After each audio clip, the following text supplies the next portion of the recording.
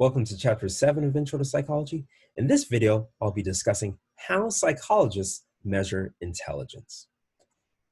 Take a look at this slide.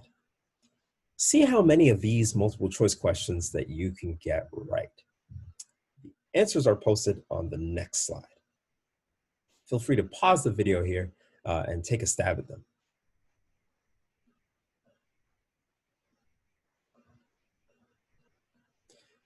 So take a look at question number, question number 8. Soap is made by which one of these individuals? Now, the correct answer is B.T. Babbitt.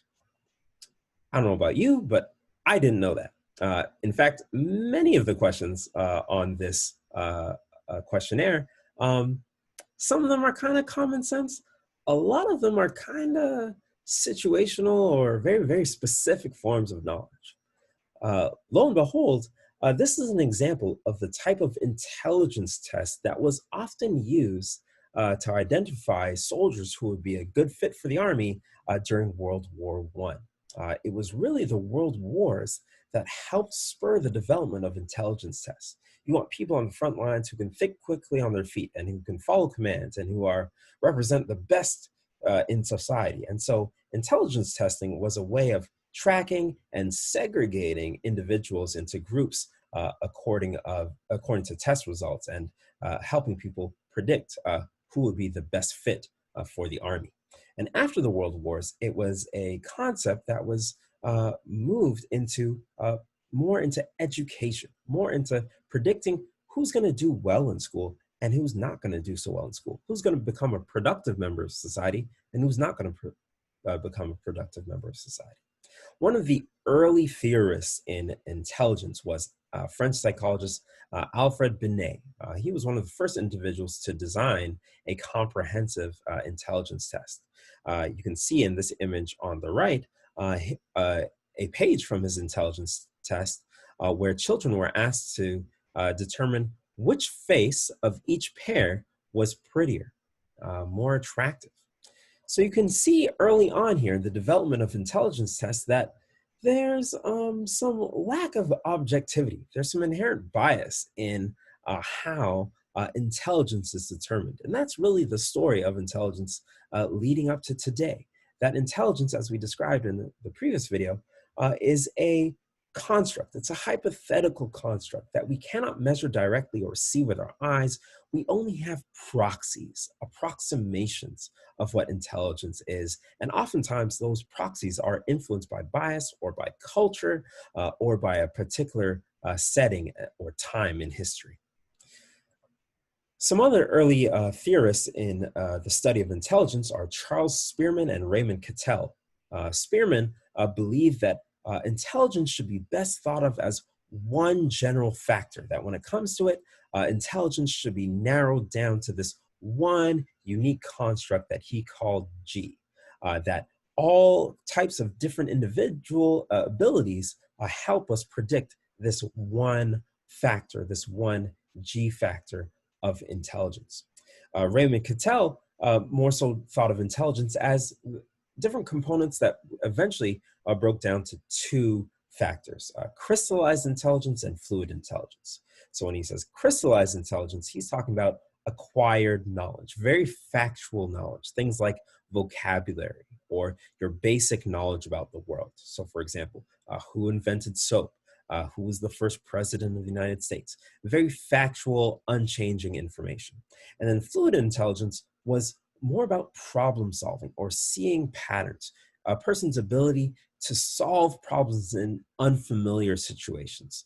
So that would refer to things like being able to navigate your way through a maze. Or for example, if you don't have a map and you have to find your way home, being able to navigate roads. That's an example of fluid intelligence, using your existing knowledge to solve a novel problem.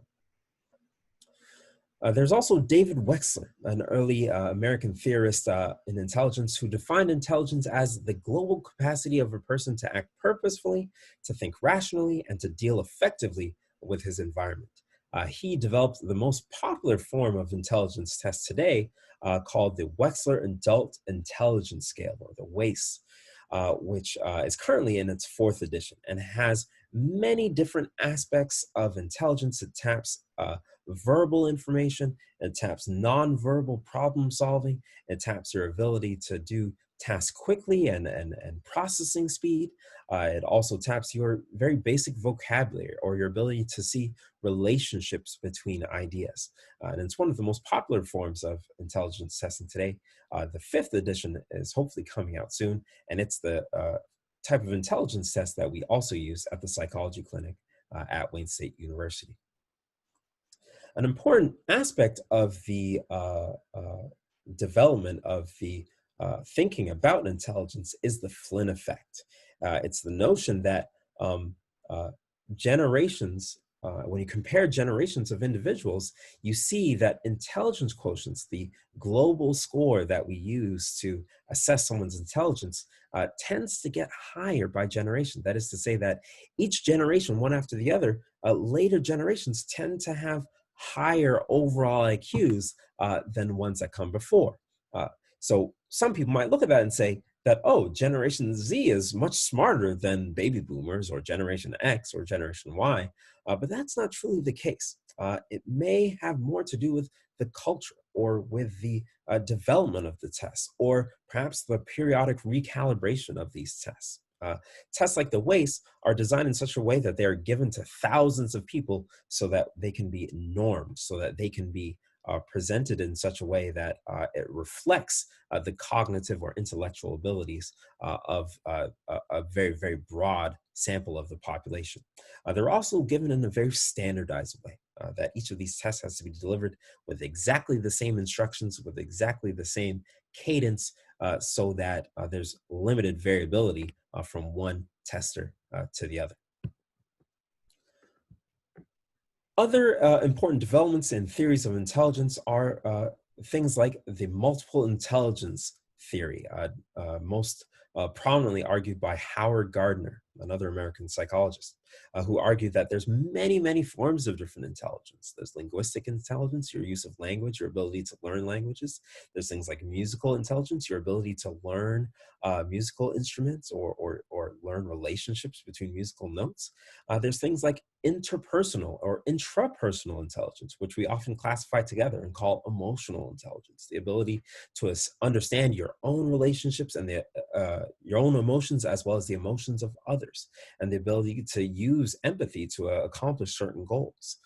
This is a very, very popular modern way of thinking about intelligence that has also received some criticism because it kind of feels like, well, everyone's just intelligent. Everyone's intelligent in their own way. Another way of thinking about intelligence that has emerged recently in the history of psychology is Robert Sternberg's triarchic theory of intelligence, which identifies three main types of intelligence.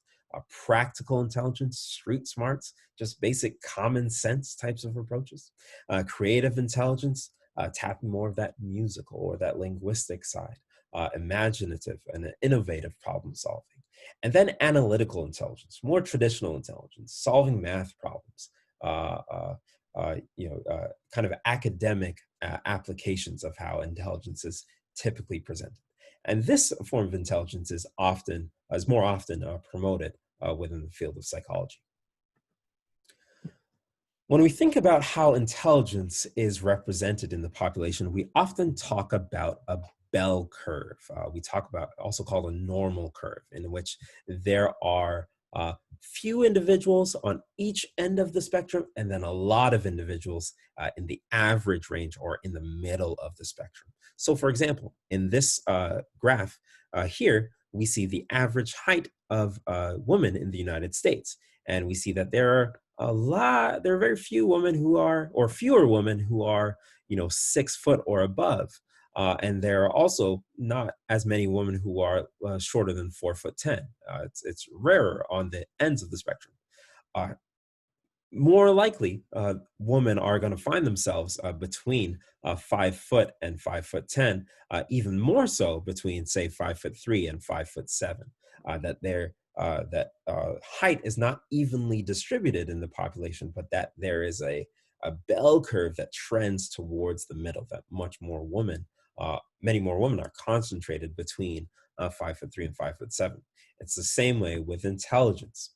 We like to think of intelligence generally following a bell curve, where there are some individuals at one of the spectrum who are considered gifted or who have intellectual giftedness, and there are other individuals on the lower end of the spectrum who have intellectual disability, particularly an IQ score of 70 or below. But the vast majority of individuals fall in the average range, somewhere between 85 and 115. So that number there is an IQ score. So for the WAIS, we would call it the FSIQ, the full scale IQ or intelligence quotient. So that score typically in most intelligence tests has an average of 100. So if you score 100, you are right in the middle of the distribution. Whereas if you score, say, 110, you're still in the average range, but a little bit higher than average. We would say you would be in the above average range if you scored like 120 or 125, or in the below average range if you scored below 85. But most individuals score in the average range. We also often talk about the source of intelligence. We'll discuss this in greater detail in chapter in the lab for the development chapter.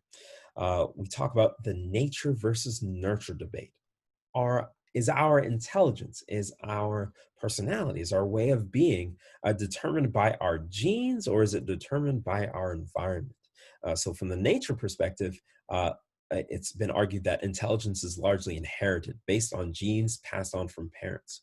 One evidence of that is that identical twins raised together exhibit a higher correlation between their IQ scores than the fraternal twins raised together. So to say that a different way, identical twins, those are individuals who come from the same egg that's been fertilized. They have a really, really strong correlation, above 70%, between their IQ scores. Whereas fraternal twins, two individuals who come from two different eggs, who are raised in the same household, have a lower or a less strong correlation than identical twins who are raised apart in different households. So this points to the notion that genes play a really significant role in determining our level of intelligence.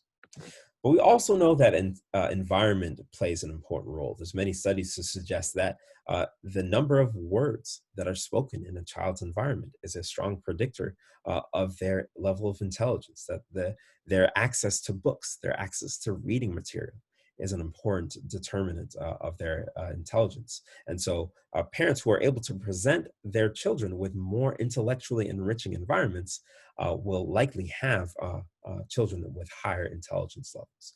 Most psychologists really focus on the interplay between intelligence or the interplay between nature and nurture on intelligence. It's been said that people have a fixed level of intelligence determined by their genes, and whether or not a person reaches that level of intelligence is determined by environmental factors. Two last points in the study of intelligence. I'm going to attach a video in Canvas that talks about the Mozart effect, the erroneous belief that having a baby listen to classical music somehow increases their intelligence. There will be a YouTube video that explains that in more detail, but that is not true, or at least not supported by any empirical evidence. It probably doesn't hurt. It probably helps with their musical development, but does not yield these very, very big effects in overall intelligence. And the last slide for this lecture is learning disabilities. Individuals who have average or above average intelligence can also suffer from learning disabilities, which is a cognitive impairment in a specific area of learning, something like dyslexia. So individuals who have a specific impairment of reading. They may have above average intelligence. They may be able to solve problems just fine or do other types of academic work just fine. But when it comes specifically to reading, they have difficulty. And so that Dyslexia is believed to be caused by a difficulty in learning and correctly identifying letter sounds. And it can often be identified when you give people a pseudo word task, like this one here. So, people with dyslexia, because of their intact memory, they can recognize words like shape and bake and flake and read those words just fine. But if you give them a fake word, one that uses real letter word combinations, but doesn't actually represent any real object or isn't a real word, they struggle to pronounce them because they don't have any experience or any memories with them. So words like quaid or slain, they sound like real English words, but they're not real words. They're pseudo words. And that helps identify individuals who have difficulty learning novel letter sound combinations. There's also individuals with dyscalculia, which is analogous, but these are individuals who have difficulties processing numerical magnitudes. They have difficulty performing quick calculations or understanding times and dates.